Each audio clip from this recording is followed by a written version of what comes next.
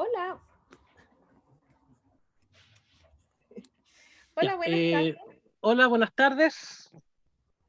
Estamos ya admitiendo a toda la gente que está en nuestra sala de Zoom. Ya vemos que hay harta concurrencia. También estamos ya saliendo por nuestro fanpage, facebook.com/medieval.cl, para que vean en esta ocasión la primera parte del curso Cultura y Sexualidad en la Edad Media, ¿ya? Que tiene 4 sesiones. Claro, son 4 sesiones divididas en 2 talleres. En esta ocasión vamos a comenzar por el taller número 1, revisitando las continuidades. Eh, Va a estar a cargo entonces de la profesora doctora Marcela Cubillos Poblete, historiadora, doctora en historia por la Universidad Degli Studi de Pisa, profesora de Historia y Geografía por la Pontificia Universidad Católica de Valparaíso, licenciada en Historia por la misma universidad y académica del Instituto de Historia y Ciencias Sociales, Facultad de Humanidades y Educación, Universidad de Valparaíso. Ya, bienvenida, profesora. Yo le doy las gracias por estar en este espacio. También le comento que soy uno de sus seguidores en su Instagram, en sus vivos que hace. He aprendido bastante de diferentes temas, así que le dejo la palabra y muchas gracias por darnos esta oportunidad también de aprendizaje. Muchas gracias a ti y a los que me van a escuchar. Ay, si escuchan un perro ladrar, son parte de los imprevistos de estas situaciones en las que estamos viviendo. Nada del otro mundo. Le di comida y bueno, a veces los animalitos se ponen inquietos. Bueno, voy a compartir la pantalla para que podamos usar el material que preparé. Un segundito. ¿Me confirma, Jorge? ¿Ahí la pueden ver? No, ahí la estamos No, viendo a usted. a mí solamente, ya. Vamos de Claro, nuevo. Vamos de nuevo. Ahí va a ver. Seguramente ahí ahí sí. está activada la función. Perfecto. Re- Ya. Recordarle, perdón, profesora, a la concurrencia que una vez finalizando entonces esta exposición, va a estar la opción de preguntar o comentar en base a estos iconos que le ofrece la plataforma de Zoom. Perfecto. Muy bien. Entonces, para aprovechar el tiempo al máximo, la idea es que les exponga del orden de 1 hora sobre el tema que a continuación les voy a ir mostrando. Eh, yo voy a hacer 2 talleres.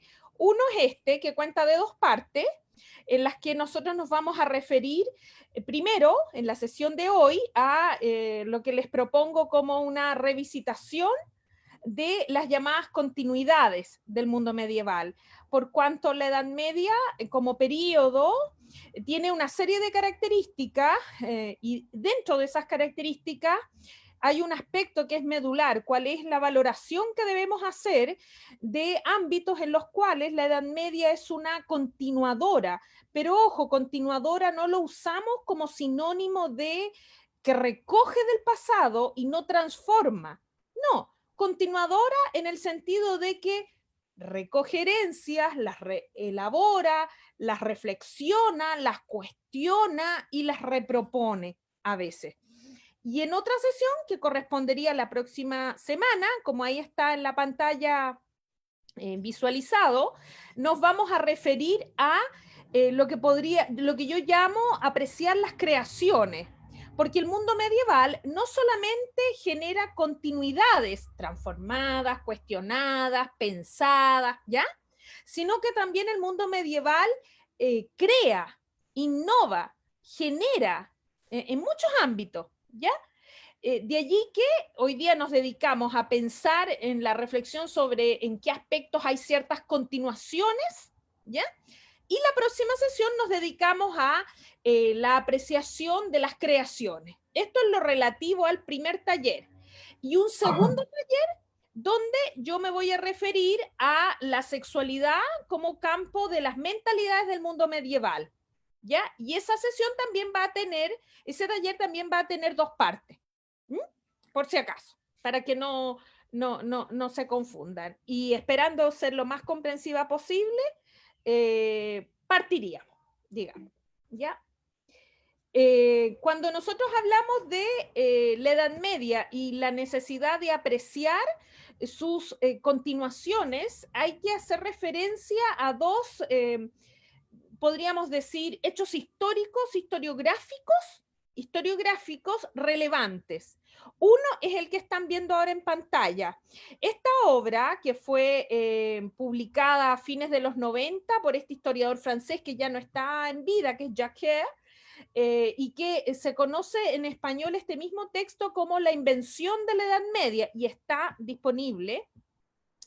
Es una obra que viene a resumir una cuestión muy relevante, cuál es el darnos cuenta que la Edad Media como tal, como período, es una suerte de gran invento de los historiadores, ya que la Edad Media como tal nunca a sí misma se llamó de esa manera.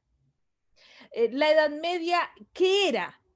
La Edad Media eran los francos, los germanos, los lombardos y después los respectivos reinos o imperios, pero nunca fue Edad Media como tal, como período. A diferencia, por ejemplo, del mundo clásico y de la antigüedad clásica, que si bien como tal nunca se llamó antigüedad, sí la antigüedad se reconocía como una época clásica, ¿ya? Este periodo que nosotros estudiamos y que despierta tanta, a veces, pasión por conocerlo, es un periodo que ha sido construido desde lo que hacen los historiadores. Ellos le dieron fecha, ellos le dieron las tipificaciones, ellos han instalado los conceptos, y esto creo que de alguna manera a veces nos provoca cierta dificultad en la comprensión del periodo. Por de pronto, esta noción de que son 1000 años es absolutamente una invención historiográfica. No es la vivencia que se tuvo en el periodo, ya que además estos supuestos 1000 años que irían entre el siglo V después de Cristo y el siglo XV, que es cuando se dan ciertos eventos con los que se consolida este periodo, supuestamente, en realidad son fechas decididas por los historiadores. Nunca las épocas, las distintas que integran la Edad Media, lo vivieron así, ¿ya? Y si uno quiere profundizar un poco más en la comprensión de este tema, es muy aconsejable que revisen este texto, el de Jacques Hare, La invención de la Edad Media. Es un texto un poco denso, pero es muy útil para entender una cuestión clave y que tiene que ver con lo segundo que avanzamos, y que es esta. La Edad Media, en parte, su historia, podríamos decir, como negativa, del por qué algunos la ven tan negativamente, y por largo tiempo muchas veces se ve negativamente. Incluso la expresión feudal es como un sinónimo de algo negativo, o decir que eres medieval también es sinónimo de algo negativo. En parte pasan por la obra que realizó este pensador. El que están viendo en pantalla se llama Lorenzo Valla, es un pensador de lo que actualmente diríamos italiano, es del siglo XV, o sea, plena época de cierre de la Edad Media. ¿Y qué particular tiene este pensador, que además era un filólogo, un estudioso de historia, de las letras, un gran admirador del mundo clásico? Él elabora este texto que va a ser publicado ese siglo y del cual ustedes están viendo en pantalla la portada, que se llama La donación de Constantino. Esta obra es una obra fundamental porque a través de esta obra él detecta algo. ¿Y qué dice relación con esta imagen que están viendo a continuación? Esta imagen, por si acaso, como indica abajo, es un fresco que se encuentra en esa capilla que está en Roma, pertenece al siglo XIII, y que muestra, a través de una recreación posterior, la supuesta donación de Constantino, ¿ya? ¿Qué hace respecto a este hecho Lorenzo Valla? Lorenzo Valla, resumiéndolo, como aparece punteado en la izquierda, él detecta de qué manera, a través del estudio de la lengua, del latín, puntualmente en el texto original, detecta que este texto, del que nunca se supo quién lo había escrito puntualmente, y por eso se habla de un decreto imperial apócrifo, detecta que este texto, que se supone refleja el sentir en ese momento emperador de Roma, puntualmente que conocemos como Constantino el Grande, siglo IV después de Cristo, a través del cual en ese documento Constantino le donaría a quien, al papa de ese momento, que es Silvestre I, Roma, y junto con Roma le entregaría, aparece en el texto, las provincias y el resto del imperio de lo que hoy conocemos como Imperio Romano de Occidente, dando origen con este documento, supuestamente entregado en el siglo IV, y que Lorenzo Valla estudia en una versión posterior a ella, pero que se supone la versión posterior pertenece al original, es una copia del original, darían origen al llamado Patrimonio de San Pedro, ¿ya? En concreto, ¿qué hace Lorenzo Valla? Lorenzo Valla descubre en el estudio, a través del estudio de la lengua, que este documento es falso.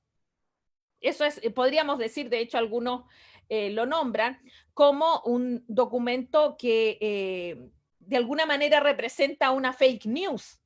No es la primera, ojo en la historia. Hay muchas en la historia, pero esta es una muy destacada. ¿Cuál? El que este documento por largo tiempo durante el mundo medieval, en el que también fue cuestionado, dio a entender que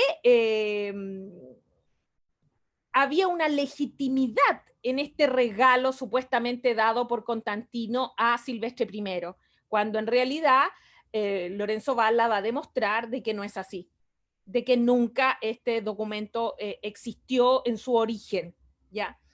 Por otro lado, y aquí nos devolvemos un poquitito para mencionar un dato importante, y es que la Edad Media también es resultado de esta construcción, no solo a partir de lo que hace Lorenzo Valla, sino que también de lo que van a decir, plantear los humanistas, de lo que van a decir y plantear y hacer los renacentistas, de lo que va a ocurrir en la Ilustración.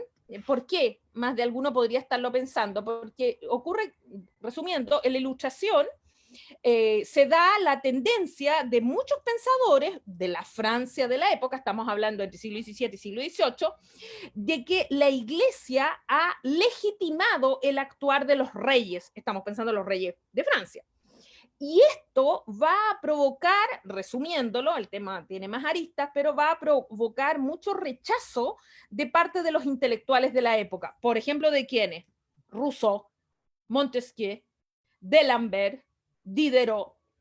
Los ilustrados en general se van a mostrar muy reacios a mirar con simpatía el rol de la Iglesia.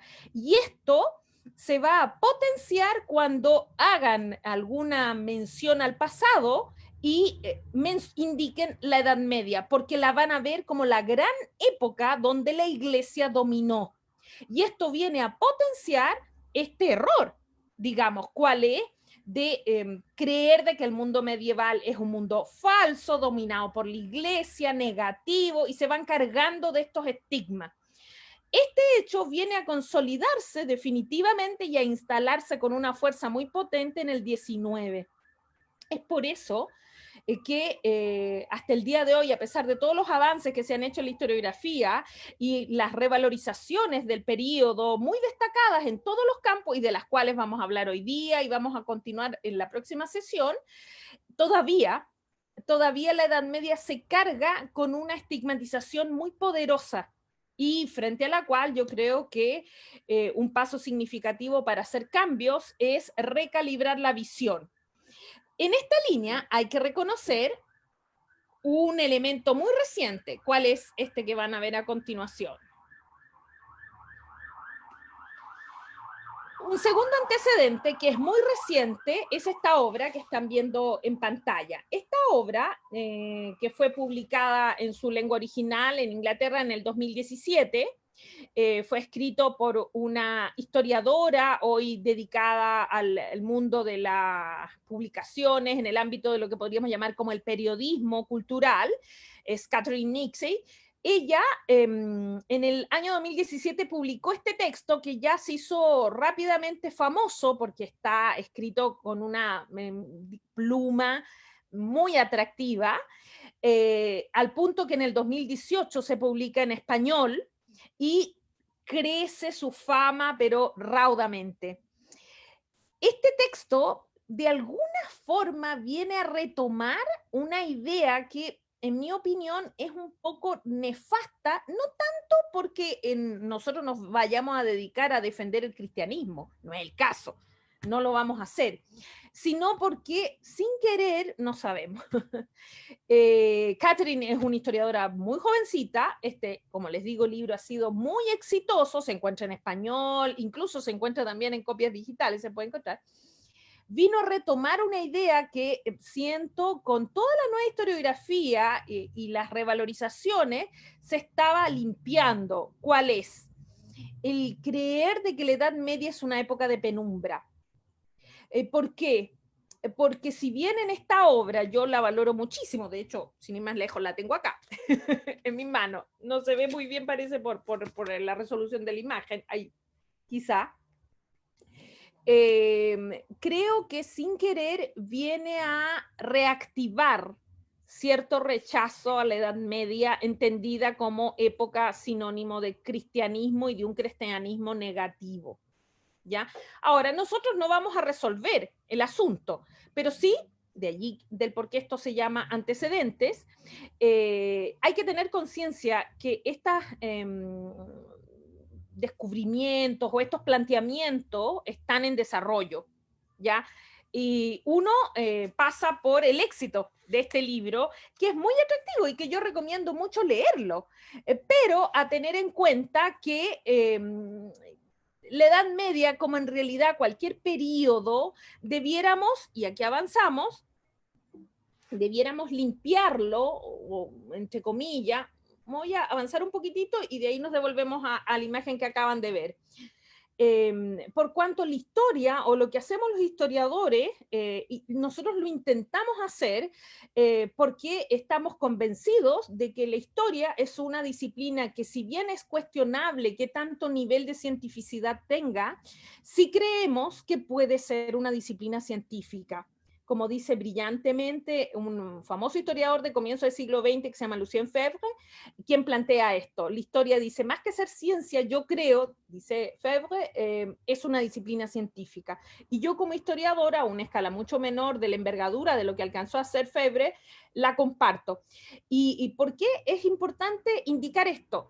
Porque la reactivación de un cierto rechazo a la Edad Media creo que al final no nos viene a hacer ni un favor en términos de la cientificidad de la historia, ni tampoco nos viene a aportar, porque reactiva odiosidades que creo para periodos tan lejanos y periodos sobre los que todavía hay mucho que conocer, hay mucho que escribir todavía, a diferencia de lo que a veces algunos creen, eh, me parece que reactivar odiosidades solamente puede provocar rechazo. Y en realidad más bien pudiéramos, creo, si es por invertir energía, rechacemos acciones, rechacemos ciertos liderazgos que han sido muy nefastos en la historia de la humanidad y que no están exclusivos en la Edad Media. Ese es el punto. En ese sentido, destaco una frase que ahí va a aparecer. Esta frase, que todo tiempo pasado fue mejor, yo creo que es de las frases que más le hacen a la historia. Y por eso la vamos a tachar.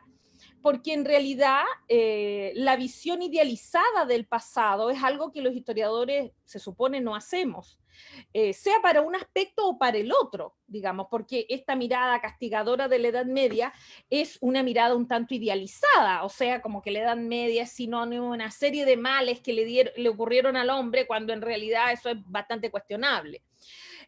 Además, hay un punto que es muy relevante y que esto forma parte del discurso de los actuales historiadores desde, yo diría, comienzo del siglo XX. La necesidad que existe de democratizar la visión del pasado.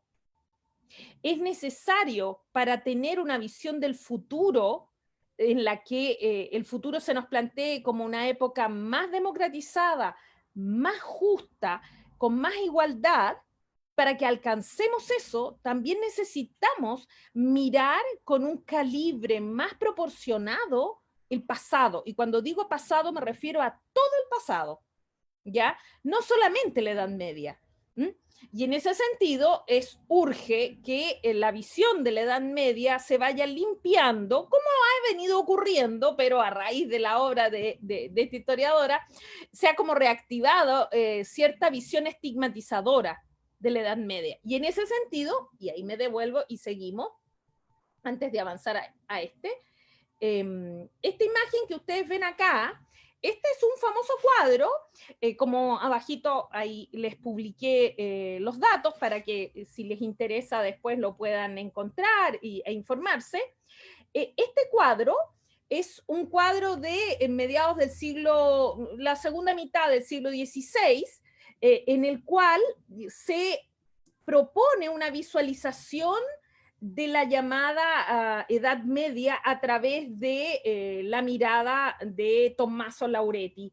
En esta, uno que ve una escultura completamente destruida frente a la cruz de Cristo y que, ojo, es parte de una propuesta que tiene la Catherine Nixey en este libro. Ya cuando uno parte el libro, ella hace una descripción que es una autoría propia, ojo, donde toma unos elementos de acuerdo a lo que se sabe aconteció en la Palmira, la ciudad de Palmira, el siglo IV después de Cristo, y recrea un escenario, pero lo hace narrativamente, ¿ya? Y parte de ese escenario es un poco la idea que está inspirada en esta obra. ¿Cuál? El hecho que por allá, por el siglo IV, y esto se habría dado masivamente en los primeros siglos entre el mundo clásico y el mundo medieval, de acciones violentas de parte de grupos de cristianos más radicales en su postura. Esta visión en parte se dio y es algo de lo que hay que reinstalar en nuestra visión del mundo medieval. La instalación del cristianismo, eso es efectivo. No fue necesariamente una instalación pacífica. Tuvo una primera etapa bastante violenta, ¿ya? Y con distintos episodios de violencia desperdigados a lo largo del imperio. No obstante, también debemos valorar algunos aspectos. ¿Para qué? Para ser capaces de dar una visión más completa del periodo. Por eso lo valoramos. No porque lo vayamos a idealizar, no porque vayamos a negar lo ocurrido, sino por calibrar mejor la mirada del periodo. Y en ese sentido, la frase que es tan característica y que la rechazo, vamos a hacer una revisión de algunos ámbitos en los cuales efectivamente el mundo medieval ofrece una continuidad. Continuidad, entiéndase, no como una copia del pasado, sino como una conservación del pasado, casi como lo somos cada uno individualmente respecto a veces a nuestros padres, que aunque no nos gusten, puede ocurrir, padre o madre, nosotros portamos algo de ese pasado en nosotros mismos, a veces en nuestra biología, a veces en nuestras conductas, muchas veces las enfermedades que padecemos. Hay continuaciones que están por sobre nuestra voluntad y esas son las que vamos a revisar ahora. El orden acá no altera el resultado final, ¿ya? Yo simplemente las fui ubicando para visibilizar ámbitos en los cuales hay continuidad. Uno de estos es este. Nuestra lengua es una lengua que se transforma a partir de la lengua latina. Nosotros, dependiendo de nuestros países de pertenencia, tenemos contaminaciones o influencias, que me parece la palabra más adecuada, pero digo contaminación para que se entienda la idea. Tenemos influencia de otras lenguas y tenemos además no solo influencias de otras lenguas, sino modismos propios. Los chilenos tenemos nuestras palabras propias, también tenemos palabras que provienen de los pueblos originarios, pero a pesar de todas esas influencias, seguimos hablando una lengua que tiene cierta neutralidad y el origen de esa lengua es el latín. ¿Ya? En particular en el mundo hispanoparlante al que pertenecemos en este continente, además de elementos latinos, tenemos elementos árabes en nuestra raíz y el resto son los elementos dados por nuestras pertenencias culturales locales. Así los peruanos tienen sus influencias, los argentinos, los venezolanos, etcétera, etcétera, etcétera. Y por qué no incluir también, claro, los de Brasil, aunque no hablan castellano, pero sí el portugués es una lengua que tiene un porcentaje significativo que proviene del latín. En esta línea también hay una cuestión básica para entenderse, que son la sobrevivencia de los números romanos. Piensen que el uso de los números árabes, como son conocidos, es un uso que se empieza a difundir solo de manera masiva después del siglo XI, 11 y 12, ¿ya? Por ende, durante larguísimo tiempo, a lo largo de la época posterior a la antigüedad, los números que se usaron fueron los números romanos, que son los que les indico en la parte inferior. Siguiendo con esta línea, en otro ámbito donde también vemos continuidad, en el sistema jurídico. Nosotros tenemos un sistema jurídico que tiene una organización con una impronta fuertemente marcada por el mundo clásico y en particular por el mundo jurídico romano. El derecho romano, ojo, no es solamente una materia que se estudia dentro de quienes estudian ciencia jurídica, sino que el derecho romano tiene que ver con una forma de concebir las leyes. ¿Cuál es? Una en particular, la necesidad de que los ámbitos del quehacer del hombre tengan leyes específicamente dirigidas. La diversificación del derecho fue una característica del derecho romano. De hecho, ellos tuvieron derecho de gentes, derecho internacional, que era el que conocemos en la antigüedad como el foedus o los tratados, el derecho que se genera a partir del tratado, el derecho penal, el derecho procedimental, en fin, hay distintos ámbitos del derecho que tienen una raíz en el derecho romano, ¿ya? Y en este sentido, no solamente la continuidad tiene que ver con seguir funcionando de una manera similar. De hecho, los bárbaros durante el mundo medieval van a adoptar los códigos jurídicos romanos. Tenemos muy puntualmente el caso de los burgundios o el caso de los visigodos a través del código de Eurico, donde hay un fundir el elemento que van recibiendo con los aportes propios y dan origen a un derecho peculiar, pero que continúa una línea de trabajo que testimonia la forma de concebir la sociedad, en definitiva, cuál es de que en principio todos los hombres somos iguales ante la ley.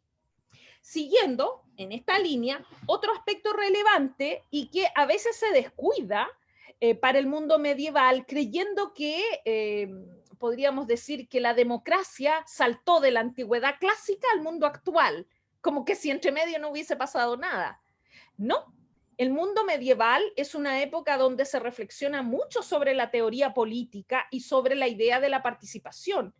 Y si bien debemos reconocer que la participación en el mundo medieval aparentemente no es tan masiva como habría sido en un periodo de la antigüedad griega y en otro periodo del mundo romano, los sistemas de participación a nivel de las cortes se dieron.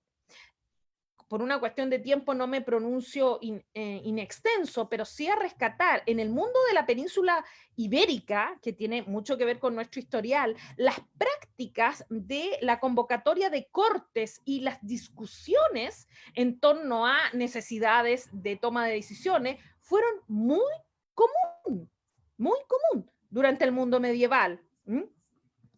Seguimos. Otro ámbito en el que hay continuaciones, pero también hay cuestionamientos y hay propuestas nuevas, es el ámbito de los géneros literarios y de los autores, que en este caso lo visualizo con estas dos imágenes, una de origen plenamente clásico, pero que solamente la de la derecha, que es un famoso mosaico, que representa una máscara de tragedia y una máscara de comedia, para ilustrar qué cosa, una cuestión relevante. El cultivo de los géneros poéticos, comedia, tragedia y narrativa o prosa van a continuar durante el mundo medieval.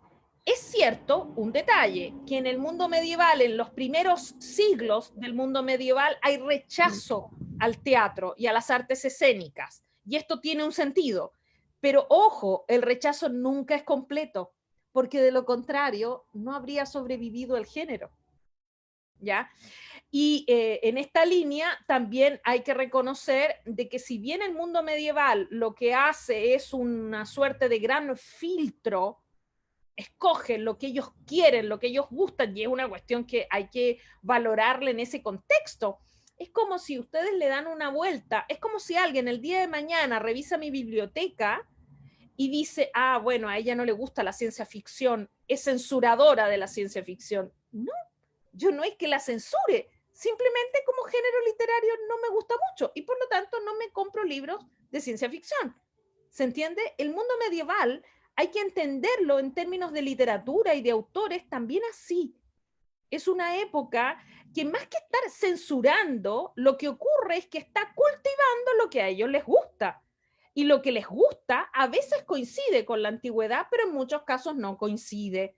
Por ejemplo, toda la poesía que podríamos decir tiene una profunda inspiración desde la fe, es un género nuevo que el mundo clásico no tenía. Si bien la tragedia sabemos que tiene y la comedia tienen cierto contexto de inspiración vinculada a las divinidades y puntualmente a las musas. Respecto a los autores, también debemos reconocer, hay autores que van a sobrevivir durante el mundo medieval, pero no es solo una sobrevivencia, ojo, agónica, es una sobrevivencia muy digna. Sin ir más lejos, por eso la imagen que está a la izquierda, que es un cuadro que a mí en particular me gusta mucho, la sobrevivencia de la imagen de Virgilio es absolutamente mérito del mundo medieval, y no solo de Virgilio, de Esopo y de una serie de otros autores del mundo antiguo que sobreviven en el imaginario colectivo porque en realidad se los lee muchas veces.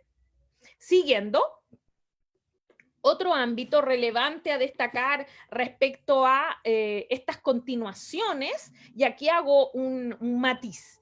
La arquitectura en términos de conceptos y en términos de recursos. ¿A qué me refiero? La arquitectura va a ser con frecuencia en el mundo medieval respecto a la clásica a seguir siendo usada. Y acá ustedes tienen tres ejemplos concretos, lo que está a la derecha, el famoso acueducto de Segovia, lo que está en el centro, que es el famoso Panteón de Roma, y lo que está a la izquierda, que es una calle de origen romano de época.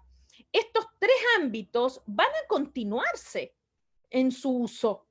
No solo piensen ustedes que el acueducto de Segovia, por nombrar uno, pero no es el único, continúa en uso tranquilamente hasta el siglo XVII y XVIII. Otro ejemplo muy destacado similar es el caso del acueducto de Pont du Gard, que es este puente que pasa sobre el río Gard al sur de Francia, en la zona de Marsella, digamos, en esa zona, y que es el acueducto más grande del mundo. Estuvo funcionando hasta el siglo XVIII. Pero no solo me refiero a el uso de ciertos bienes y que se mantenga en su sentido original, así las vías, así los acueductos, así eventualmente templos, como por ejemplo el caso del Panteón, que probablemente es el mejor icono de todo, sino lo que está arriba del Panteón, para que ustedes sepan, es una representación de una basílica. Las basílicas eran los espacios arquitectónicos que se construían para la dictación de justicia. La dictación de justicia estaba en manos, no la realización de las leyes, que eso estaba en manos de la institución en el mundo antiguo. No, en el mundo antiguo la dictación de justicia estaba en manos de los pretores. Los pretores, que eran dos, tanto urbanos como peregrinos, o sea, del mundo rural, se ubicaban en ese espacio, en las basílicas. Vamos a este punto. Las basílicas, de hecho en nuestra palabra está muy presente, sobreviven. Y sobreviven, eso sí, con un cambio. ¿Por qué? Porque la basílica va a ser el espacio que el mundo cristiano va a preferir para la realización de la liturgia. Y por lo tanto, vamos a ver que un espacio característico de la antigüedad no es abandonado, sino que es reconvertido bajo un nuevo significado. ¿Cuál va a ser ahora? Que la basílica tiene una función de índole espiritual, religiosa, ¿ya? En otro sentido, que a mí en particular siempre me ha resultado muy atractivo, de la arquitectura, y que es una cuestión que no hay que descuidar. La arquitectura también va a ser, más allá de que puede que a veces nos incomode, un campo de continuación, pero en una cosa muy concreta. Se va a usar como cantera. Los monumentos de la antigüedad van a ser usados como canteras para nuevos monumentos o eventualmente para residir. La imagen que ustedes están viendo, yo seleccioné 3 de los probablemente mejores ejemplos. Hay muchos más, ojo, hay muchos más. Partamos por el de la izquierda, la parte baja.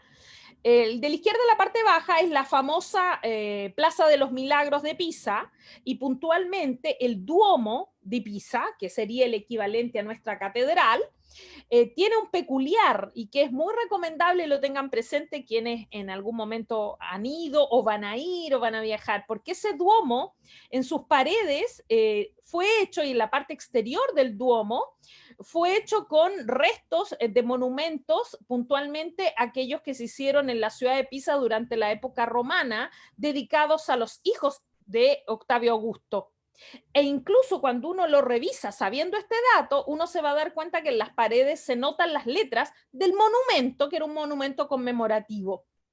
O sea, ¿qué más cantera que eso? O sea, tomaron los restos de monumentos de época clásica y los reconvierten en material para esto, como hay muchos otros. Ojo, simplemente cito ese ejemplo porque es un ejemplo que ha sido muy estudiado y que además se ve con mucha claridad cuando uno rodea el Duomo, esta presencia de los restos de monumentos romanos. Lo que ven en la parte alta en el centro es el famoso Teatro de Marcelo, que se encuentra en Roma. Este edificio, como verán en la parte baja y media, todavía se alcanza a notar que en su origen era un teatro, pero durante el mundo, entre la Baja Edad Media y mundo renacentista, es ocupado como base para, o fundamento, digamos, para la construcción de residencias.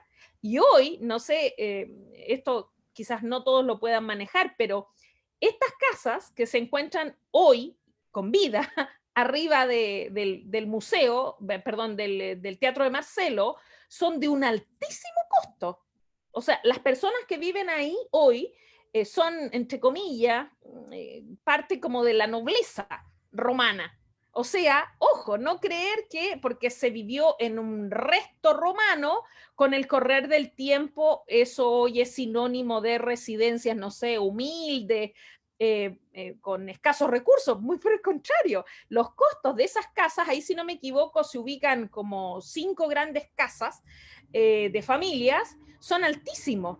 Justamente porque a lo largo del tiempo, superado el mundo renacentista y hacia el mundo actual, comenzó a valorarse el residir en un espacio cuya base era clásica. Y el tercer ejemplo que ustedes pueden ver abajo, en el centro, a la derecha, esa imagen, que es una representación de un dibujo del siglo XVII, muestra, si lo miran bien, qué ocurrió con el famoso anfiteatro de esa ciudad.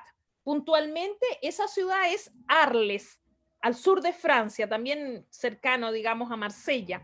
Lo que están viendo no es, por si acaso, el muro del recinto de la ciudad. No, no, no, no. Eso que se ve alrededor era el anfiteatro de la ciudad de Arles, que tuvo, ya que Arles contó de una gran importancia política en su época, contó no solo con anfiteatro, sino que también con teatro, con termas y una serie de otros espacios característicos de los grandes núcleos políticos del Imperio Romano. Lo que ven hoy es imposible de ver porque, ojo, en la actualidad el anfiteatro de Arles fue limpiado hace mucho tiempo y uno lo puede visitar. Por ende está vacío de eso que se ve. Pero yo lo uso puntualmente esa imagen, ya que es de las, probablemente la más potente, que muestran esto, cómo la arquitectura de mundo clásico se convirtió en el mundo de las canteras del mundo medieval y sobrevive. Obviamente, maltratada, descuidada, no valorada, pero sobrevive, ¿ya? No es completamente eliminada.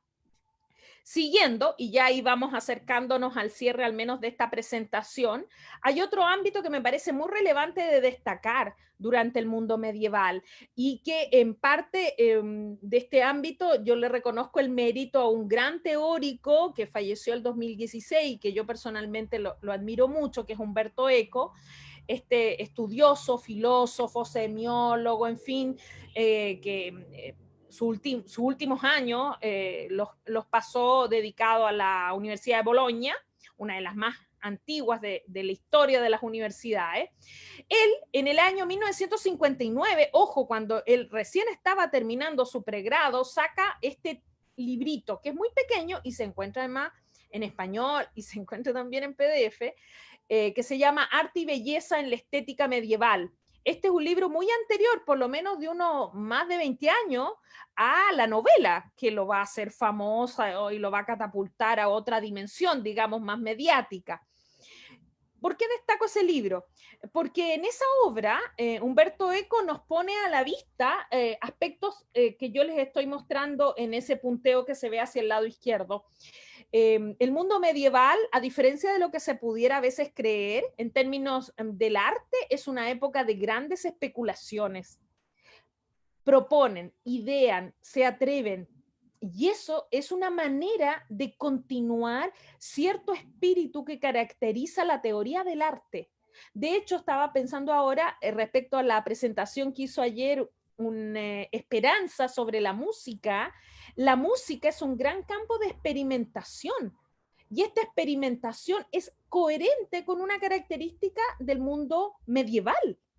La música, como el arte en general, es un probar, un atreverse, a diferencia de lo que se pudiera creer. De hecho, en la segunda sesión de este tema, cuando hablemos de las creaciones, nos vamos a referir a algunas concretas en el ámbito de la música, pero por ahora nos estamos refiriendo a las continuaciones. En esta línea, el arte continúa una voluntad de experimentación, de probar, de pensar qué cosa, la belleza, por ejemplo, y acá hay algo bien interesante que Umberto Eco lo visualiza muy claro. El mundo medieval va a ser una época en el que no se queden solo en decir qué es lo bello, sino que lo van a pensar y lo van a cuestionar. Y en esto son bastante más arriesgados de lo que había sido el mundo antiguo. Ellos van más allá de atreverse a no quedarse con una idea sola, que podrían haberlo hecho desde la fe, no, llegan mucho más lejos. Y en esta línea, cerrando este tópico, en el ámbito de las artes hay un diálogo muy interesante que es continuador de lo que es el arte en el mundo medieval sobre la relación entre el arte y las actividades del hombre. De hecho, el desarrollo y la diversificación de la música, como también del ámbito de la literatura, se inscriben en esta línea. Es una época de experimentación en el arte. Siguiendo al que viene a continuación, continuamos. Ahí lo vamos a poner porque parece que se borró un poquito. En el ámbito de las ciencias, ¿se ve ahí o no? Si Jorge me pudiera decir, porque me dice que la pantalla está en pausa y yo no la tengo en pausa. Ahí vamos a ponerla de nuevo. Está una diapositiva, profesora. Ya, perfecto. Perfecto, ya, estamos bien. Porque a mí me dice que estaba en pausa y pensé que no se veía la diapositiva. Estábamos recién en esta anterior. Claro, y pasamos a este. En el ámbito de la ciencia. En el ámbito de la ciencia, que es un campo sobre el que con frecuencia se instala la idea desde hace mucho tiempo y a pesar de todo sigue sobreviviendo este estigma de creer de que el mundo medieval es una época donde no hay ciencia. Y eso es un enorme error. Es un enorme error. Y el mejor ejemplo yo lo visualizo con estas dos imágenes. Obviamente el tema daría para más, pero estamos en algo más bien pequeñito, de 1 hora, y lógico, después puedo dar, damos espacio a preguntas y ahí podemos profundizar otro poco, pero lo visualizo. ¿Sí? Disculpe, la diapositiva que se visualiza es la del arte. Ah, ya. No avanza la... A la siguiente, ya, vamos a... Oh, perdón, sigue la placa de Humberto Eco, de la obra de Humberto Eco. Quedó en Claro, ese. no la que yo estoy viendo, gracias. Ahí vamos a ver de nuevo a que... no sé por qué. Ahí, compartí. Veamos si... Listo. Ahí Ahí sí, sí. ya. Porque claro, si no yo estoy hablando de otra cosa y no ven lo mismo que yo les quiero mostrar. Gracias por avisar. Les decía, en el ámbito de las ciencias, quizás, y por eso mismo lo he ido dejando para el final, y ya vamos cerrando esta como introducción a cómo valorar las continuidades del mundo medieval, entendiendo por continuidad no una copia, sino una conservación a menudo cuestionada, reconsiderada, redirigida, pero una continuación. No es que el mundo medieval no practicó la ciencia, eso es un enorme error que se afirma, porque si hay un campo en el que nosotros debemos recordar si se ha dado un constante, podríamos decir, como una carrera de la posta, así que yo entrego la posta y viene otro, y viene otro, y viene otro, es la ciencia. En el mundo medieval sí hay aspectos que tienen que ver con la fe que resignifican la experiencia científica, pero no la anulan.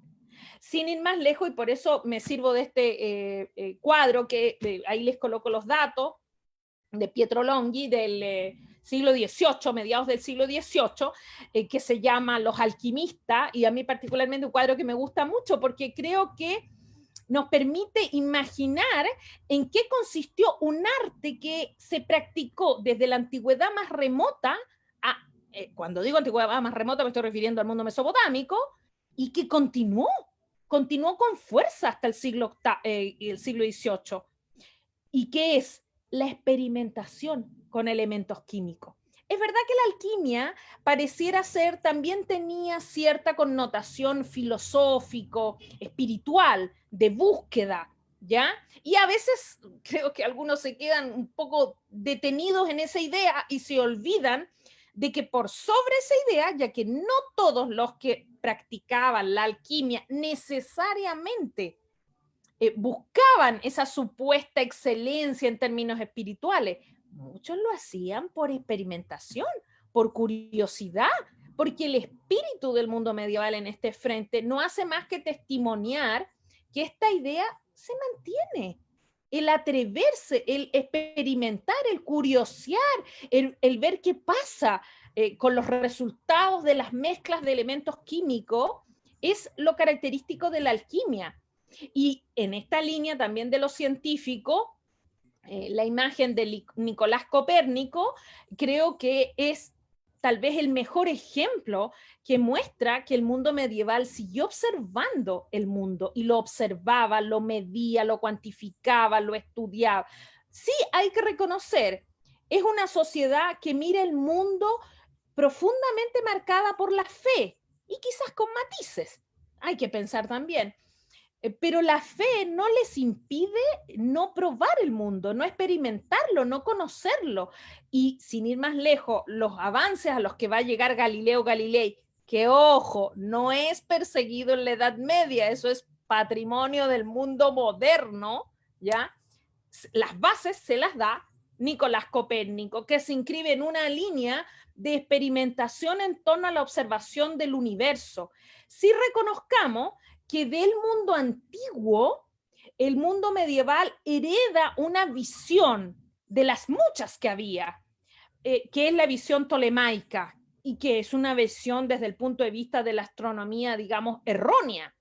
Pero mal que mal, habría que recalibrar nuestra mirada en el sentido de decir, pero no los podemos hacer pagar o padecer este error producto de adscribirse a una visión, la tolemaica, que coincide con una mirada espiritual religiosa en torno a la respuesta que da el cristianismo sobre la creación del mundo. Hay cierta como coherencia lógica en creer eso, ¿ya?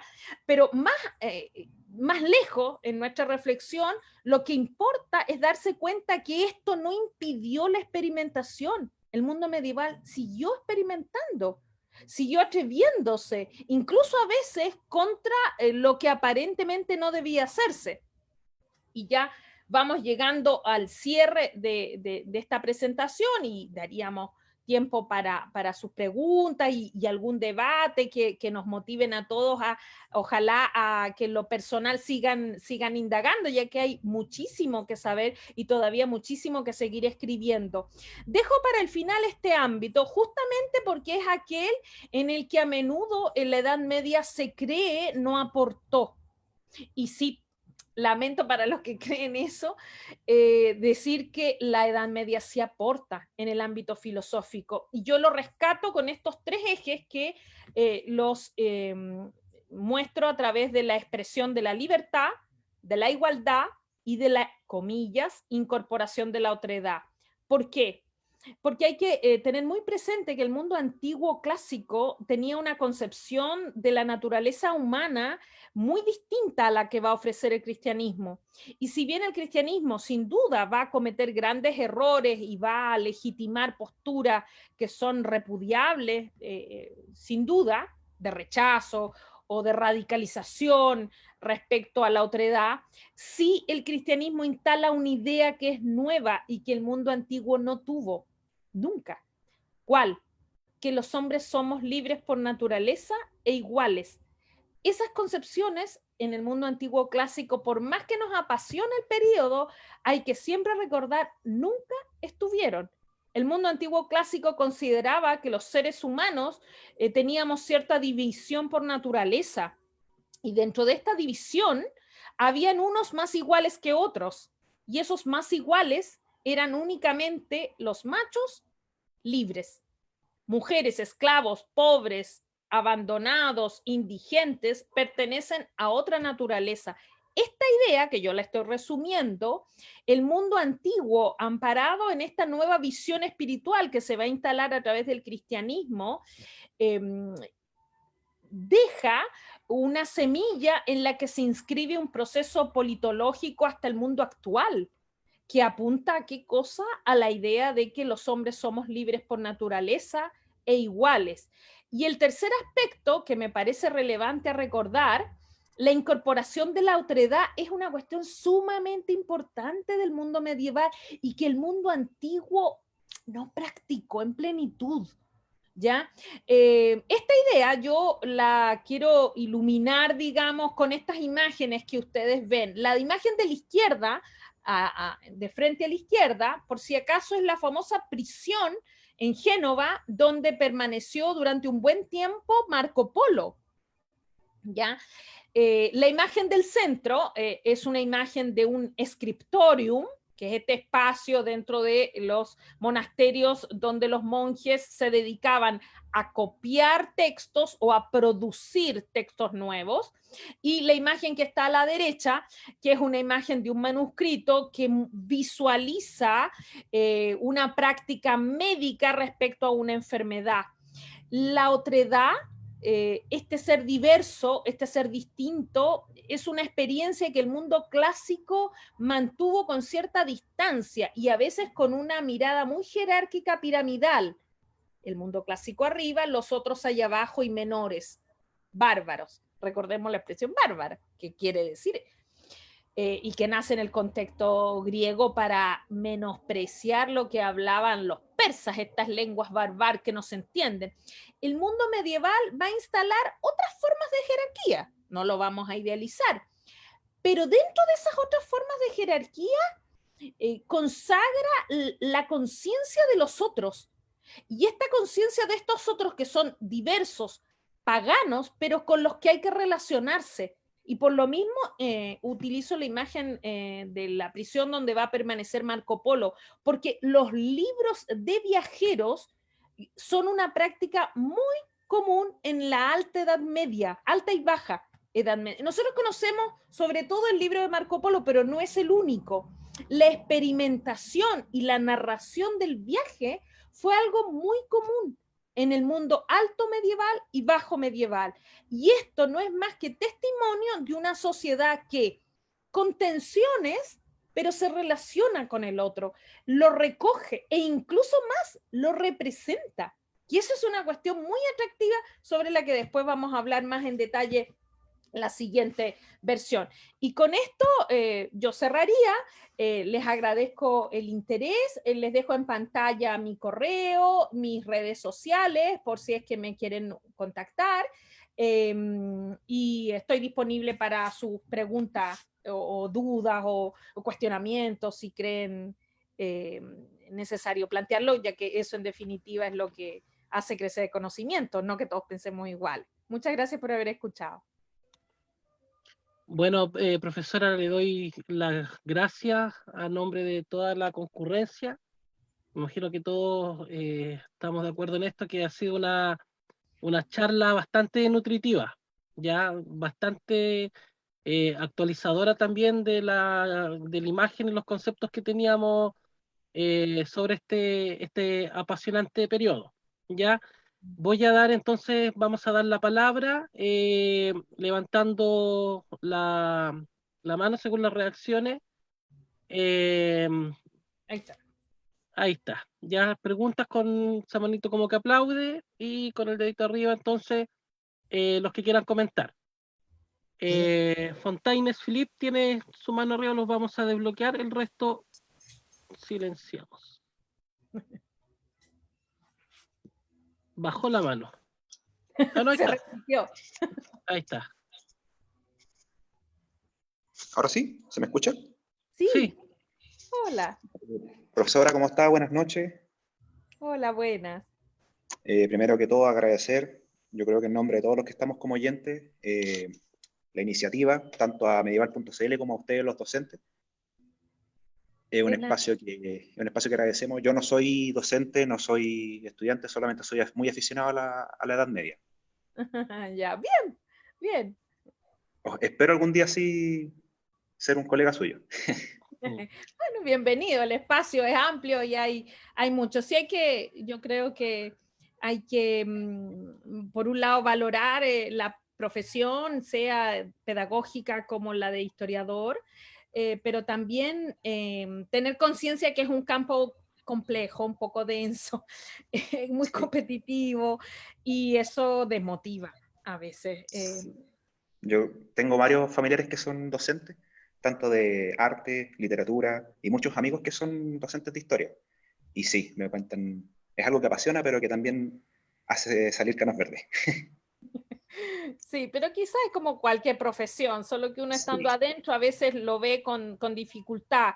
Y mal que mal, creo que tú eres chileno. Chile además en el último tiempo ha vivido ciertos golpes respecto a la historia. A nivel, el que no es chileno quizás no lo entienda, pero lo explico, ha habido una reducción de la enseñanza de la historia como ámbito obligatorio en el contexto escolar en los últimos 2 años escolares. Y eso ha provocado, del año pasado hubo muchas movilizaciones en las que yo misma participé, mucho, claro, una desmotivación y un desencanto quizás, no por la disciplina en sí, sino por la disminución de los espacios laborales, que a la larga eso repercutió porque a efecto dominó pasó.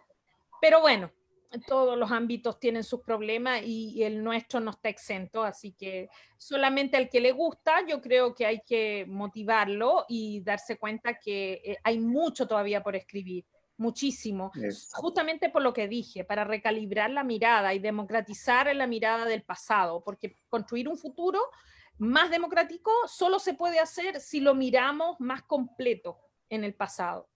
Un país sin historia no tiene futuro. También. Claro que sí. Profesora, quería quizás un poco, primero que todo, aportar un granito de arena dentro de lo que usted dice de la continuidad de costumbres en cuanto a estos nuevos reinos que surgen en la Edad Media. Quería, por ejemplo, resaltar la charla que se hizo ayer con la profesora Esperanza Ulloa, Sí, que habló de la música.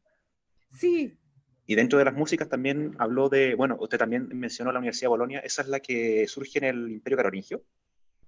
No, en el Imperio Carolingio se da una experiencia, se habla de universidad, pero que es muy puntual de los carolingios. La Universidad de Bolonia, como otras más, incluso donde yo también incluso estudié, son propias del siglo XI-XII, que podríamos decir son las universidades creaciones, que son parte de lo que vamos a hablar en la otra sesión, cuando yo me refiero a las creaciones de la Edad Media.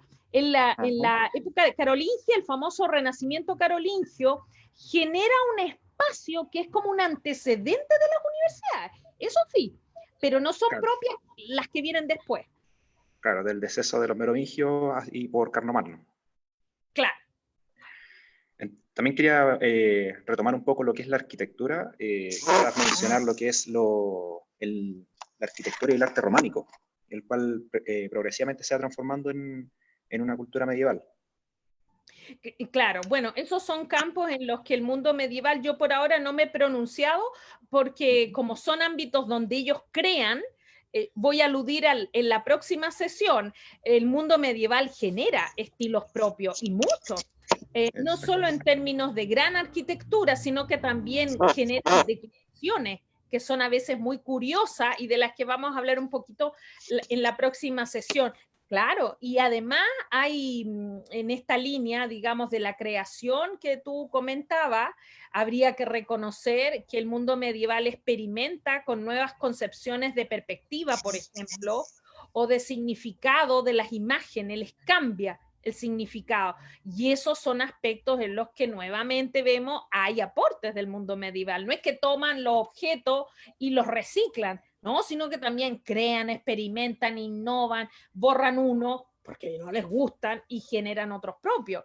Y uno, claro, es el ámbito de la gran arquitectura con esos estilos que tú mencionas, sea el románico como su antecedente, que hay autores lo llaman el prerrománico, como el gótico, que es probablemente la gloria, aunque el románico es muy valioso. De hecho, el Duomo de Pisa, que lo veíamos a propósito de que reciclan el material, el Duomo de Pisa está hecho en románico y es, pero Exacto. maravilloso. Sí, es con el avance de la arquitectura y de las ciencias que van haciendo la tecnología o la capacidad para hacer edificios más altos como se llega hasta el gótico, donde tenemos las Por catedrales, que mientras supuesto. más hacia el cielo, mejor. Claro, y ahí hay que insistir en esta línea de la continuidad, porque si no se hubiese dado la continuidad, nunca habrían podido construir edificios de esa envergadura. Es un enorme error cuando se dice, no, que en el mundo medieval no había perspectiva, no sabían, no había ciencia. Claro, como si los edificios se hubiesen construido solo. Hay que pensar que del mundo antiguo, ojo, la mayoría de los edificios se cayeron todos. En cambio, del mundo medieval, los edificios, muchos, especialmente las catedrales, lógicamente, que son las que tienen más inversión en todo el sentido de la palabra, sobreviven hasta ahora. O sea, eso es producto de que pura matemática y geometría, o sea, campos de experimentación. Más bien hecho que un camino romano. Sí, los caminos sobrevivieron de Roma, pero los edificios se cayeron todos de la antigüedad, aunque Exacto. también algunos se cayeron porque reciclaban los materiales. Profesora, dentro del proceso de continuidad también se puede incorporar las adaptaciones. ¿A qué voy con esto? Voy por un ejemplo. Dentro de la evangelización o la cristianización de la Europa, hay muchas costumbres locales que se evangelizan. Así como, por ejemplo, no sé si estoy bien al compararlo, pero en el siglo XVI, cuando llegan los españoles, toman las tradiciones andinas de los pueblos Locales, sudamericanos, claro, originarios. y por ejemplo cambian las festividades que son por ejemplo, para el Inti, las evangelizan y salen lo que son, claro, sale lo que es la tirana, sale lo que es la fiesta por ejemplo, yo vivo en Arica, lo veo, no sé Mira, si puede... sí, qué bueno que citaste ese ejemplo. A propósito de este último punto, que cuando yo hablaba de la filosofía y de la integración de la otredad, justamente por eso lo puse entre comillas, para que no se llegue a creer de que yo con esto estoy quizás creyendo que el mundo medieval era pura integración. No, sería eso idealizar. Pero sí hay que reconocer que hay una voluntad del mundo medieval como híbrida. Constantemente se están mezclando y están refundiendo. Esta idea de que el mundo medieval era creyente y ortodoxo, así cuadrado, no, para nada. Lo que ocurre con los conquistadores en América es súper coherente, por eso me parece que es muy bueno el ejemplo que da, es súper coherente con lo que ocurre en la Edad Media. ¿Cuál? Mezcla. Se relacionan, integran, sacan una cosa, ponen la otra, construyen una imagen que uno se da cuenta que tiene una patita en lo pagano y una patita en lo cristiano. Pero así es el mundo medieval. El mundo medieval no es para nada riguroso en términos de, no, esto es pagano, no lo vamos a tocar. Hay cierta apariencia de eso, pero en mucho se da esto que tú observas y que se dio con la mentalidad de los conquistadores que llegan a América, que en una buena medida parte de la mentalidad de los conquistadores era una mentalidad un poco feudal, pero en ese sentido, o sea, nos atrevemos, porque nunca hay que olvidar que los que llegan a América son personas de la Baja Edad Media. Acá no llega el mundo moderno, acá llega gente con una mentalidad medieval. ¿Y cuál es esa mentalidad? Que experimenta, que va, que quizás tiene un enorme miedo de lo que puede haber, pero va, se atreve. Y eso es algo que nunca debemos olvidar, que es de la Edad Media, y no es lo que la gente a veces cree, que cree que la Edad Media es una época como de miedos, de sometimientos, de gente que no se atreve. Todo lo contrario, se atreven, mezclan, hacen cosas que quizás no debieran, y esto es lo que vemos con este sinfín de festividades que se dan en toda Latinoamérica, porque si uno revisara todas las festividades religiosas del mundo latinoamericano, desde México hacia el sur, uno se va a dar cuenta que son una mezcla entre pueblos originarios y cultura cristiana. Y esta mezcla es medieval, es completamente medieval, lógico, adecuado a los contextos. Así es. Profesora, últimas dos cosas porque no quiero quitarle el tiempo a los demás oyentes. La penúltima es el tema, bueno, dentro de quizás la visión de que uno deba tener de la Edad Media, por ejemplo, de tratar de abrirse y no de ver algo cuadrado. La misma cristiandad, uno no puede, o sea, quizás los que tratan de buscar más información ven también un abanico de visiones cristianas también. Volviendo al tema del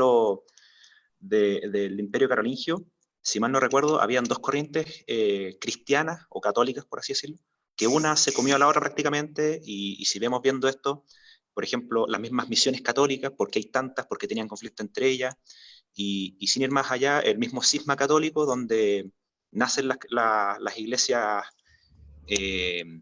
luteranas, anglicanas, etc. Sí, lo que tú observas es muy cierto.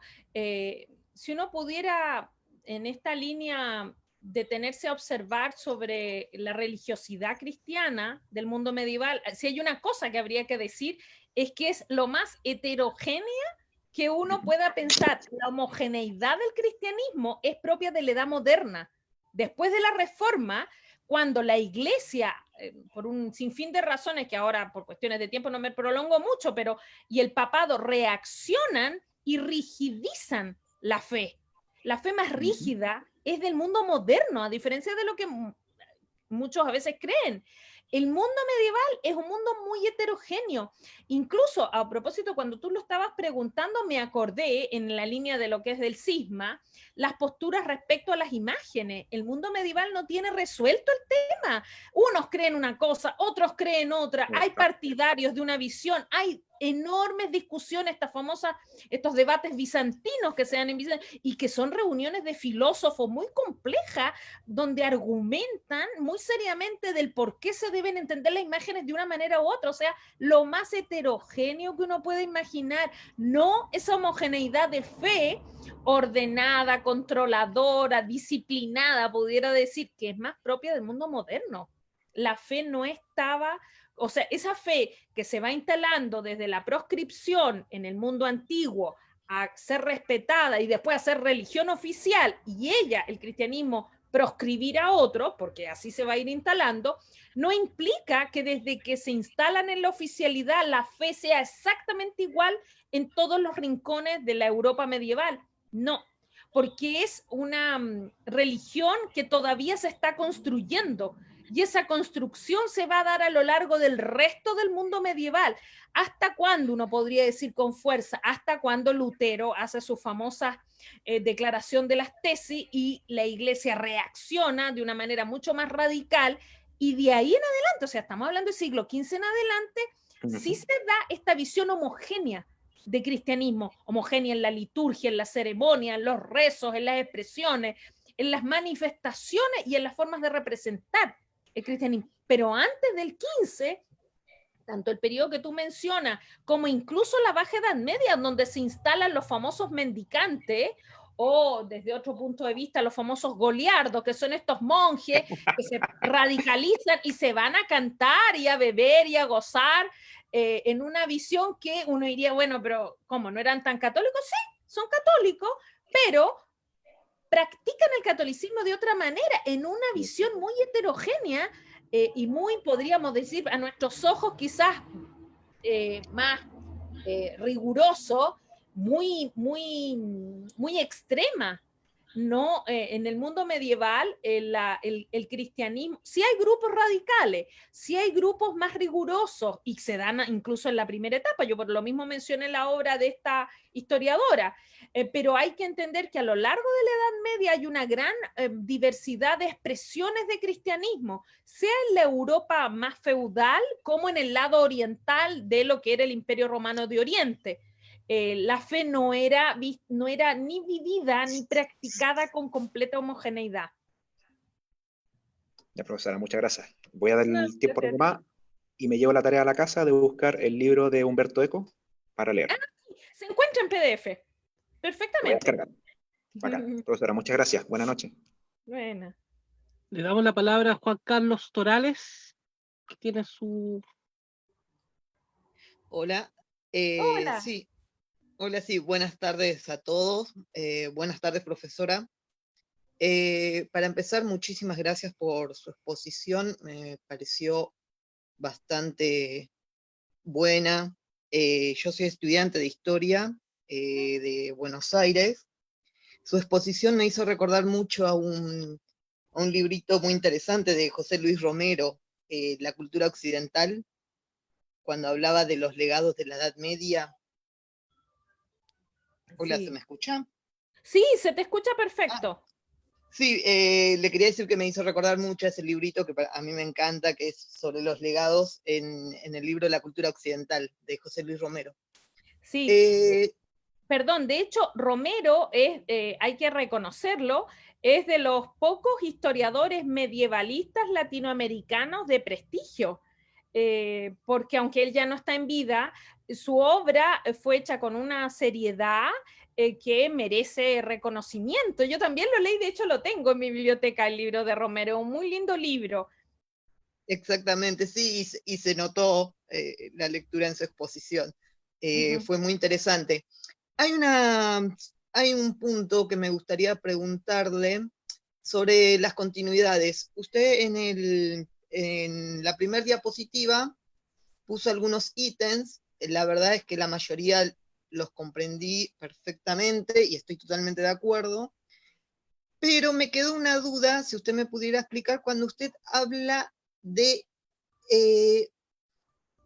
ya le digo, democratizar la visión del pasado. Si podría profundizar sobre ese punto, que me quedó ahí como una pequeña duda. Mira, lo que yo me refiero, hay que inscribirlo dentro de los que, digamos, los historiadores que trabajamos en la historia social, porque a diferencia de la historia política, que es otro campo con el que dialogamos, pero son campos que caminan de manera paralela, digamos, junto a la historia del arte y así, etcétera. Yo sostengo como historiadora social que soy, que todavía necesitamos seguir escribiendo sobre el pasado y en particular en pero no solo escribiendo, sino divulgando una mirada más completa. ¿Por qué me refiero a esto? Porque de lo contrario, lo que hacemos es perpetuar una visión elitista, bastante machista, de la historia y muy propia de los vencedores. Y creo que vivimos en una época en la que hace rato, porque en realidad ya a comienzos del siglo XX, la nueva historiografía francesa, que en su gran mayoría era medievalista, se dio cuenta de que era indispensable visibilizar otros temas para dejar de hacer historia elitista, dejar de hacer una historia de vencedores, y que no significa, ojo, que con esto uno va a convertir, para que se entienda, si yo me ocupo, por ejemplo, en estudiar los niños abandonados, que es un tema muy interesante, yo los voy a convertir a los niños en los protagonistas de la historia. No es eso, sino que tiene que ver con darle un espacio en mi discurso histórico a qué ocurría con los niños, o qué ocurría con los vagabundos, o los temas, por ejemplo, que veremos en el otro taller sobre sexualidad. ¿ya? Hay Ah, otros temas que por largo tiempo no se estudiaron, porque en realidad la visión era coherente con la mirada de Heródoto, de Halicarnaso, o sea, la historia es de la élite, es política, es de los varones, te fijas, de los hechos notables. Esa visión, eh, sinceramente yo la entiendo y comprendo que la política, la historia política la sigue cultivando, pero los que hacemos historia social nos movemos bajo otra premisa. Y esa otra premisa pasa por un poco rechazar cada uno de estos puntos, pero al rechazar no significa que es anular el punto. O sea, en pocas palabras, yo no voy a cuestionar el hecho que efectivamente a lo largo de la historia ha sido escrita por los vencedores, sin duda, no vamos a engañar. Pero lo que yo debo hacer como historiadora, hija del siglo XX y del XXI, es darle voz a los que no tuvieron voz porque los historiadores tradicionales no se interesaban en ello. Ahora hay otros que sí nos interesamos y sí les queremos dar voz. Y al darle voz, no es que le vamos a quitar al protagonismo a los personajes que, digamos, detentan el poder político, sino que es visibilizarlos para recalibrar, y ahí quizás entiendes mejor, recalibrar nuestra mirada del pasado. ¿Te fijas? A eso voy con lo de democratizar la visión del pasado, integrar más tipos humanos, más temáticas, más ámbitos del quehacer, y que no necesariamente, ojo, practicaron la élite o los varones, y así sucesivamente. muy bien, sí se entiende. Me recuerda mucho a Michel Perrot, la Ah, propuesta. sí, sí, claro. Eh, sí, por último, y ya le dejo lugar, siempre, como usted mismo dijo, siempre se utilizó el término Edad Media para referirse a algo oscuro, algo malo, algo que atrasa, si se quiere. Sí, todavía. Claro, y más que nada el discurso político se ve, por lo menos acá en Argentina se ve en el discurso político, a veces hay una simplificación muy fuerte de la historia Sí. y lo que termina haciendo es no comprenderla, sino juzgarla. Sí. Así que me pareció muy interesante su propuesta Sí. y le vuelvo a agradecer. De nada, Juan Carlos. De hecho, ahora que tú lo estabas diciendo, yo me acordé, Chile en el último tiempo, tú sabrás por las noticias que hemos vivido una revuelta social que todavía está en desarrollo, Sí. pero antes de esa, me recuerdo a propósito de la discusión sobre el aborto en Chile. ¿Y por qué lo menciono? Porque yo recuerdo, sin ir más lejos, hasta lo podría buscar en internet, la declaración de sea políticos de, podríamos decir, el actual gobierno, ya que tienen una postura más conservadora, como, ojo, la declaración de los opuestos, y que muchas veces calificaban a los primeros como medievales, como feudales, porque no apoyaban el aborto. Yo cuando escuchaba eso me tomaba la cabeza a dos manos, porque decía, ¿por qué dale con la idea de que el mundo medieval era conservador, y probablemente si hubo aborto en el mundo medieval debe haber habido montones? De hecho, algo de esto vamos a hablar en la sexualidad en el otro taller. Así que no creas, acá también.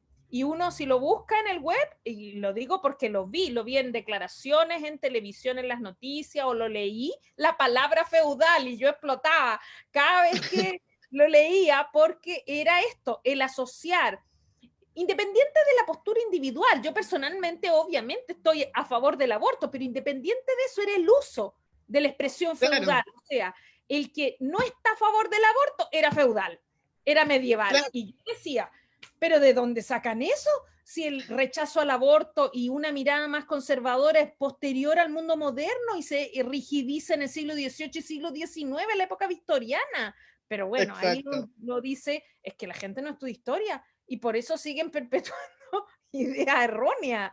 Pero sí. Claro, y también porque creo que da rédito político, en parte. Sí. A veces son frases fáciles, en eso tienes mucha razón. Son frases que venden. Claro. Es como cuando, por ejemplo, en otra línea, pero sirve como ejemplo, yo también lo he usado, cuando la gente se ofende diciendo, parece un prehistórico. Y yo digo, pero si el ser humano en la prehistoria fue en la época en que hicieron cosas más notables, pasamos cientos de miles de años en prehistoria, qué tontera esta de andarse ofendiendo cuando ojalá tuviésemos ese nivel de resistencia a los problemas. Obviamente vivíamos menos, sin duda, no idealicemos, pero la prehistoria es una época donde el hombre se atrevió a hacer un montón de cosas que ninguno de nosotros seríamos capaces de hacer, pero la gente se ofende con la expresión prehistórica. Es lo mismo. Claro, claro, es igual. Bueno, le agradezco mucho su respuesta y gracias por aclararme el punto, profesora. Gracias a ti. La estaremos siguiendo por Instagram. Ya, gracias. Professora, eu gostaria de perguntar. Alô, professora? Sí, lo escucho bajito, pero escucho. Meu nome é Paulo Aguiar. Eu sou dos fundadores do Coro Gregoriano de Belo Horizonte, no Brasil. Que lindo. E também tem um coro de crianças na rede pública que faz gregoriano comigo. Ya. Eu admiro muito, eu queria agradecer a sua palestra, que foi muito rica, muito cheia de possibilidades. Eu queria perguntar o seguinte, nós vivemos numa época hoje em que a gente tem a possibilidade de ouvir música de todas as épocas anteriores. Eu costumo chamar o YouTube de caverna de Alibaba, porque tem uma possibilidade fantástica de ouvir música do passado.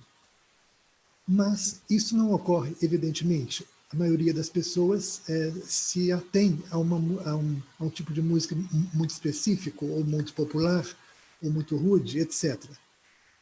Eu queria lhe perguntar sobre a sua visão, que para mim é muito necessária hoje em dia, do ceticismo.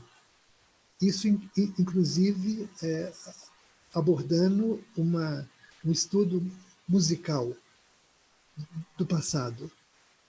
Obrigado pela atenção.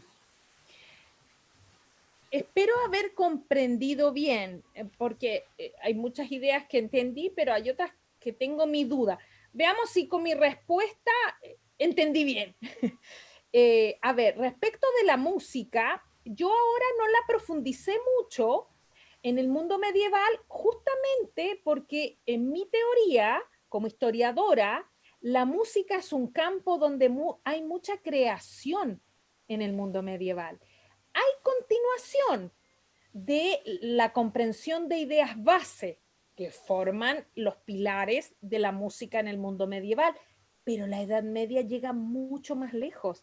La Edad Media experimenta y crea muchísimo. De hecho, en la segunda versión de este taller, donde vamos a hablar acerca de las creaciones, ahí voy a hablar de la música, porque no solamente la Edad Media es, podríamos decir, un campo de experimentación musical, sino que es de creación y de creaciones concretas. Crean géneros, crean tipos de música, la música polifónica, que es indispensable para nosotros, es creación del mundo medieval.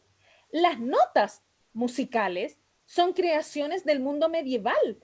E incluso junto con las notas, uno también debe enganchar ahí una idea que un poco se vincula con algo que dije antes, le respondía a Juan Carlos, y es que la notación musical da cuenta de una voluntad muy interesante del mundo medieval, que es de compartir el conocimiento para que otros puedan volver a interpretar. Una cuestión que no es tan característica en el mundo antiguo. La invención de las notas tiene también una voluntad generosa de compartir el conocimiento musical para poder experimentarlo. Por eso yo las conservo y las creo y las reproduzco. Y esto el mundo antiguo no lo hizo. Entonces, en el ámbito musical, sin duda, no es el único, y ahí lo iremos viendo en la próxima sesión, hay mucha creación, y por eso no me detuve tanto en lo musical, porque yo siento que lo musical es un campo donde hay más creación que continuación, a diferencia de otros que mencioné. No sé si le respondí. Muito obrigado. Muito grato. Gracias a usted. Buenas noches. Hola.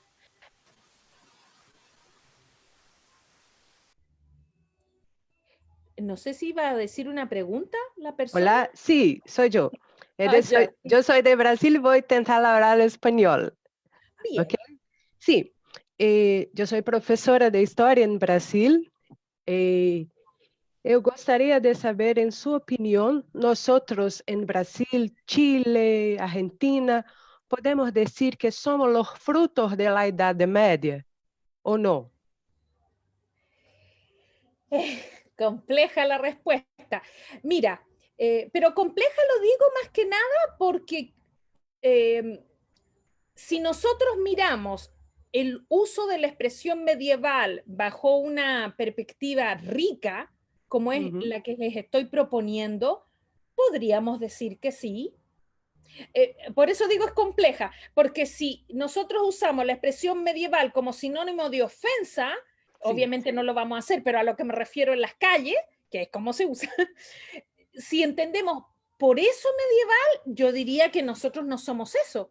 Nosotros que somos en Latinoamérica somos una cultura plena de hibridaje y eso es muy medieval. Entonces, en ese sentido, sí, de todas maneras, pero urge que revitalicemos el uso de la expresión, lo medieval, no como sinónimo de algo rígido, negativo, oscuro, sometido, sino que quizás todo lo contrario, algo flexible, experimentador, placentero, atrevido, gozador, que yo siento nosotros tenemos. Lo que nosotros no tenemos, sin duda, por una cuestión obvia, es arquitectura de la Edad Media, porque Latinoamérica es una época que nace después y nace también con cierta voluntad, y hay que reconocerla, desde cero de parte del español. Se demoró, me refiero al español, la herencia española, eso voy. El español, o el portugués en este caso sería de Brasil. Nosotros sí. Claro, se demoró en darse cuenta que en realidad nunca iba a poder construir puro, siempre iba a construir contaminado, pero se construyó. Entonces nuestra arquitectura es una arquitectura y todo lo que tenemos después moderna, con grandes obras, tardíamente valorando el mundo de los pueblos originarios, pero se está empezando a hacer. Y ahora no solo se valora, sino que además se va a ver, se intenta resignificar, se lo integra en los museos, estamos reconociendo nuestros antepasados en la lengua, en nuestra etnia, en nuestros gustos musicales, en fin. Pero culturalmente somos bastante más medievales, yo diría, en este sentido generoso, de, por ejemplo, lo que puede ser Europa, que a momentos yo Europa lo siento quizás más mundo moderno como mentalidad que nosotros, que somos gozadores, bueno, para la fiesta, nos atrevemos, nos equivocamos y después echamos para atrás. Yo me imagino el mundo medieval así, como que permanentemente prueba y después, ay, no lo debería hacer, ay, no lo debe, y que va por la vida así. Europa es bastante más homogéneo, si se fijan. Sí. Espero haberte respondido, sí, comparto. Sí. Si lo miramos con una visión renovada de la expresión, de un espíritu lúdico, de juego, de experimentación, de gente que cree, pero también gente que le tiene miedo a un montón de cosas y lo reconoce, propio de una cultura católica que dialoga con lo pagano. Así era el mundo medieval, si la fe no era para nada una cuestión tan ordenada como va a ser después del 15. Sí, muchas gracias. No, de nada, gracias a ti. Hay una pregunta que hacen a través del fanpage que le voy a dar lectura. De Rita Lorena Abdo, dice: lo de la homogeneización del cristianismo con ulterioridad a la reforma de Lutero, que menciona la profesora, implica que la contrarreforma podría considerarse como un proceso de fijación con mayor endurecimiento y pulido teórico de los dogmas preexistentes que se fueron conformando en los concilios a lo largo del medievo, a propósito de las herejías emergentes. Sí, ¿cómo se llama la persona? ¿El nombre? Rita. Rita. Sí, Rita tiene toda la razón. Sí, sí. De hecho, esta visión rígida, homogénea, ordenada, sumisa, con una visión muy castigadora y una praxis del creyente temerosa, yo la siento muy propia del mundo moderno, no del mundo medieval. El mundo medieval no tiene esta rigidización, justamente porque de manera constante la iglesia está tratando de ordenar a la gente, pero la gente no se gobierna, digamos. Además, es una población fundamentalmente hasta al menos siglo XI, en su mayoría más rural, por ende más difícil de gobernar en el sentido de la cotidianeidad, que es lo que a veces se cree, que el mundo medieval era como muy sumiso, en fin, es una sociedad en mucha tensión política, en muchos conflictos, batallas, enfrentamientos, cambios de conducciones, que en un momento está un rey, en otro momento está el otro, y también la propia fe, que lo estuvimos comentando recién cuando preguntaba la profesora de Brasil, incluso el estudiante también de Argentina. La propia fe no es una fe completamente ordenada, diría Michel Foucault, disciplinada por entero. El disciplinamiento de la fe y las praxis cotidianas de la fe disciplinadas son mucho más propias con posterioridad a la entre reforma y contrarreforma que se van instalando y ya uno lo... Incluso hay un detalle que no es menor, asociado a una idea que a veces también se la vincula en exceso a la Edad Media, que son las famosas persecuciones de la Inquisición. Independiente del número, porque es una cuestión que no la vamos a resolver, ni yo tampoco, porque no soy experta en el tema específico, pero a lo que voy es al hecho de nunca olvidar que las mayores persecuciones de la Inquisición no fueron en la Edad Media, fueron en los 2 primeros siglos de la Edad Moderna. Y eso, independiente que fueron miles asesinados o no y quemados en la hoguera o no, fueron en el mundo moderno, no fueron en la Edad Media. En la Edad Media solo a finales se dan estas voluntades ordenadoras, nace la Inquisición, pero durante un buen tiempo es más bien un cuestionamiento teológico. Los procesos, las causas y las persecuciones que van a ir ordenando a la población, disciplinando, por eso me gusta más esa expresión que brillantemente creó Michel Foucault para entender ciertas ideas, son propias del mundo moderno. Y claro, Rita tiene toda la razón.